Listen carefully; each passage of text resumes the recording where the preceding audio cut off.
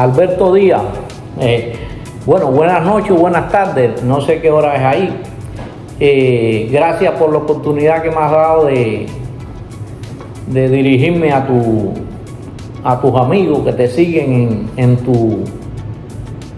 tu transmisión semanal, a veces diaria.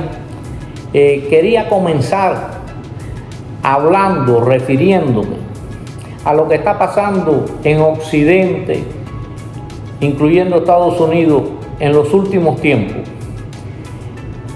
con los presupuestos de los estados occidentales. Quiero comenzar con una frase que dijo Winston Churchill, de que el socialismo es muy popular hasta que se acaba lo que hay para repartir. Y recordar que la independencia de Estados Unidos se inició con una protesta en la ciudad de Boston por los impuestos al té. Subieron los impuestos, la corona británica, el pueblo fue a protestar frente al gobernador de aquel entonces y la respuesta fue dispararle al pueblo. Usted, si visita la ciudad de Boston, ahí todavía existe el edificio original y el balcón desde donde le dispararon a la multitud que estaba exigiendo que bajaran el impuesto. Y hay en la calle un lugar exacto donde estaban los que fueron heridos y murieron.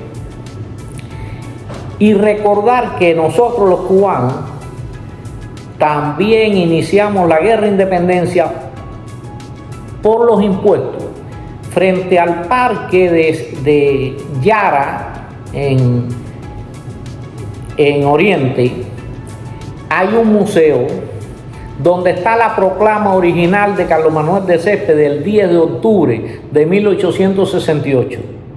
Y le reclama a España por los 77 gravámenes e impuestos diferentes que le cobraba a los ciudadanos en ese entonces, que éramos súbditos de España. Parece que los políticos actuales han olvidado o desconocen la historia porque ponen al límite a sus ciudadanos, derrochan el dinero público sin miramientos. Cuando usted desglosa las deudas públicas de cada país de Occidente, ve el fenómeno que está ocurriendo, que nuestros países realmente están en bancarrota. Deben mucho más que lo que producen. Y nuestros políticos siguen prometiendo regalar. Nosotros los cubanos en particular tenemos una gran experiencia. El señor que llevó a Cuba a la situación actual prometió regalar todo lo que tenía y lo que no tenía. El resultado, pueden verlo, es palpable. Se ha ido en los últimos años en La Habana el 15% de la población, pero lo grave, se han ido los jóvenes, porque se acabó lo que había para repartir. Vemos en Estados Unidos a algunos candidatos prometiendo regalar más y regalar más. El Estado americano debe 35 trillones de dólares. Cuando vas a Europa, ves el caso de Italia, que debe casi el 300% del GDP, es decir, el Producto Interno Bruto, todo lo que producen los ciudadanos durante un año. A un economista famoso del siglo pasado le preguntaron cuál era la solución a los problemas de Occidente y dijo: yo no sé cuál es la solución, pero le aseguro que la receta que van a aplicar es la misma que llevó al colapso de la Unión Soviética y todos sus satélites. Por la improductividad. Para usted repartir primero tiene que producir. Y la demagogia se ha apoderado de nuestras naciones. ¿Por qué las tres compañías más grandes en capitalización de Latinoamérica, que es Petróleo Brasileño, Petrobras, PDVSA de Venezuela, Petróleo de Venezuela, y Pemex, Petróleos Mexicanos, están en bancarrota? Simplemente porque han violado una serie de preceptos que fueron los que hicieron grande a Occidente, que fue la propiedad privada. Fue el eje impulsor de la revolución industrial. Sin esa garantía se pierde el nervio que impulsa a las naciones a seguir adelante. Y sin embargo, los pueblos ignoran esos antecedentes y vuelven a caer en la trampa de que al pasar a manos del Estado, el control económico será más equitativa la repartición. Eso es falso, porque usted no puede repartir lo que no produce. Si usted reparte y reparte, lo que toca es repartir la pobreza. Y es lo que estamos viendo en Occidente. Políticos que siguen usando el discurso de siempre y los pueblos que se dejan engañar por su ignorancia. No vamos a hacer un repaso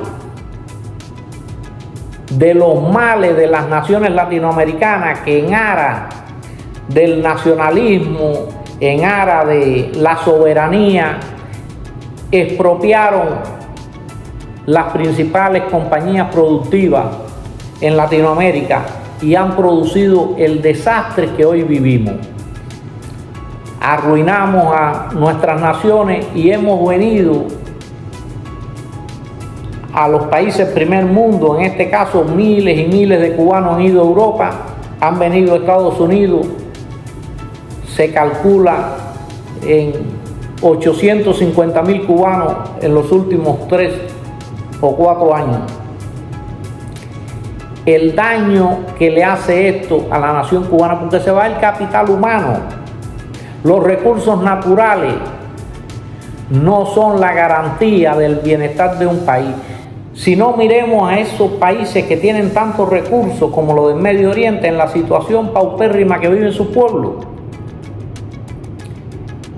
Necesitamos que el ciudadano tome conciencia de que el Estado no debe poseer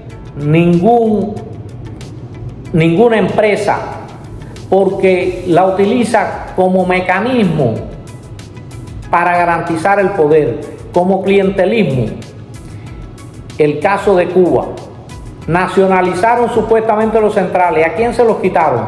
163 centrales azucareros que había en Cuba antes de llegar el mal que todos conocemos. Solo 26 eran capital de Estados Unidos, uno de Inglaterra y uno de España. Los demás eran cubanos. ¿A quién se lo quitaron? A los cubanos. El hotel más emblemático de Cuba, el antiguo Hotel Hilton, y después renombrado Habana Libre, ¿a quién se lo quitaron? ¿A los americanos? No, se lo quitaron a los obreros cubanos, al sindicato gastronómico de Cuba, que era el propietario de ese hotel. A lo que voy, no se dejen estafar por los cantos de sirena que oímos en los países que hemos venido a residir, en los países que nos dieron refugio, tanto en Europa como en Estados Unidos.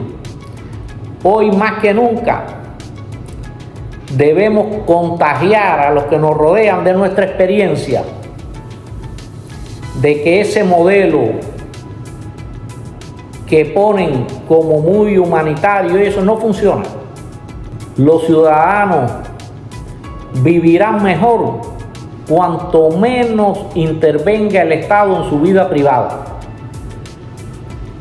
Decía Lincoln, el ciudadano que espera que el Estado le resuelva sus problemas materiales tiene que estar dispuesto a que el Estado le quite todas sus libertades.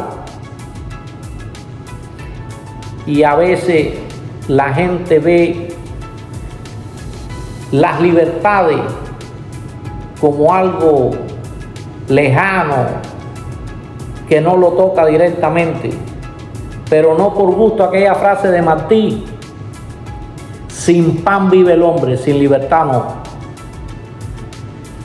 Porque sobre las libertades económicas y sociales, se sustenta el bienestar del pueblo. No puede haber progreso, y lo demuestran las estadísticas.